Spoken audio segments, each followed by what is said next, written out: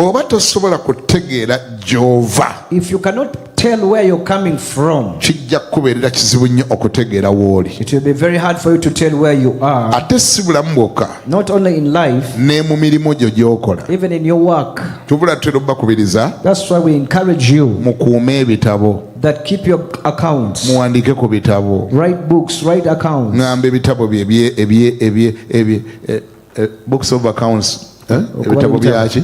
Ebyembalirira. Ebitabo by'embalirira Keep bookkeeping bikuyambe ng'okutegeera. for you to be able to tell. How was your business 4 years ago? Business yo wali oyingiza otya sasa nyote emyaka ene giyise. Watandika na mmeka? How much did you begin with? Kati oyina mmeka? How much do you have now? Wafunanga mmeka? How much did you get profit? Kati ate ofuna mmeka? How much do you get now? Ekyo bwe takitegeera, If you fail to understand that, by'otunda wabisuubudde mmeka? how much you purchased your capital, Zuli zaali mmeka? the other days how much Kati was ziri it? mmeka? How much is it now? Ebyo bikulema okutegeera, If you fail to understand, ojja kuwerekera bakola. you're going to escort those who go to work.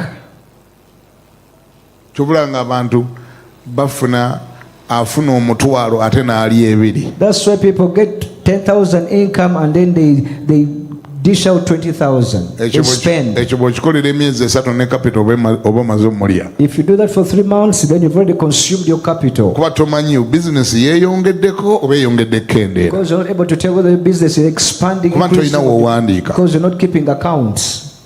Wali abategeera bye njogera? Do you read what I'm saying? Bw'oba onootegeera w'oli, If you'll be able to tell where you are, twalanga n'omutawaana okutegeera gy'ova. take the trouble to know where you're coming from. Bw'otegeera gy'ova, If you understand where you're coming from, kijja kukuyamba okutegeera w'oli. it will be easier for you to tell where you are. Bw'otegeera w'oli, If you understand where you are, it kigenda kukuyamba okutegeera ewaddako. will help you to propel you where you're going. Akitegedde yekka yakubira Yesu engalo. Clap for Jesus if you understand.